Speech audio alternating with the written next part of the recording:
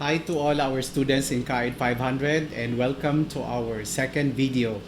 Today we are going to talk about two important things in your CAED 500 and in your application process. Writing a cover letter, or popularly known as application letter and resume. First, why write a cover letter? I'd like to cite three reasons. First is that because you have earned a formal education, a formal baccalaureate degree, you need to show to your potential employer that you can write and that you can communicate well. That's why you have to write an application letter or a cover letter. Second is that you have to highlight your particular skills, your past work history, or other areas that are specific to the job that you are applying. You have to think of it as a quick sales pitch. And third reason is that you have to set yourself apart from the competition. Remember this, in one position, there's a dozen or two of you applying for that position. And therefore, the first level of assessment of your potential employer is your application letter. So, how are you going to write a winning cover letter? These are our tips. First, you have to write there the date. Don't forget the date. And when you are going to write your application letter, you are going to follow the American English style. So you start with the date, for example, September 10, 2020, not 10 September 2020. The next one is that you have to write the name of the addressee. Maybe the HR manager or the president of the organization.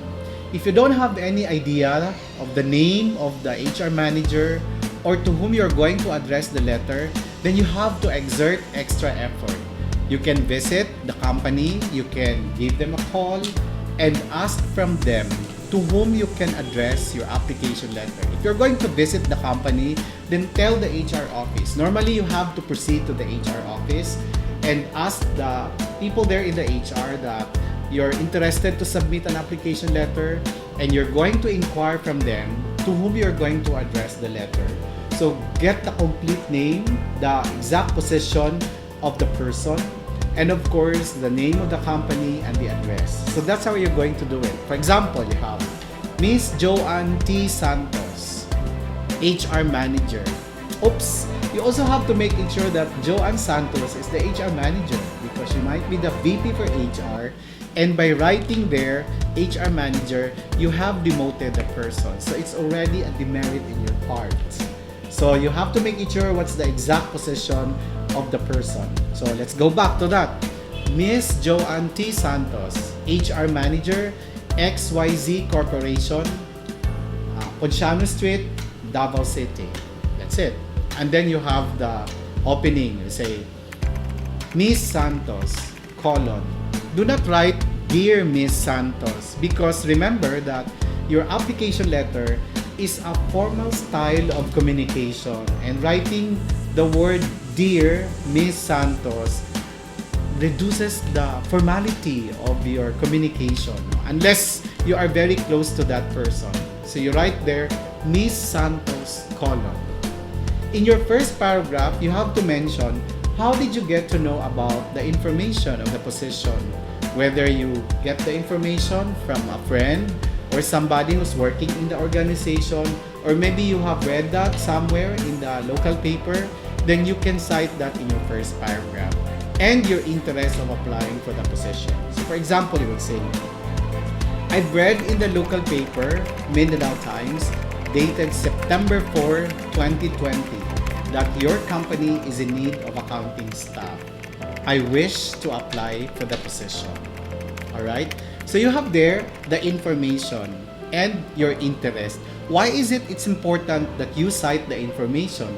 Because it's also significant to the company whether the promotion that they have had is working for them. And it's giving them an output. It's giving them effective promotion of their job opening. The second paragraph of your application letter, you can write there your experience. Two things, no? One is your work experience related to the position that you are applying, And second, what are the attributes, work attributes that you possess which you think are significant in the performance of the function. And in the third paragraph of your application letter, you can write there, you can open doors for further meet and greet of the HR or of the interviewer, because you cannot tell everything in your resume and in your application letter. So you can say there that I wish to share more of my qualifications at your most convenient time. I can be reached at your contact number or your email address. And then you can close the letter by saying sincerely or respectfully yours. I suggest do not write very truly yours, because Tagalog mo yung very truly yours, ako iyong buong buo, no? It's not very formal. Again, I'd like to remind you that your application letter is a formal style of communication. So after closing, don't forget your name and then your signature.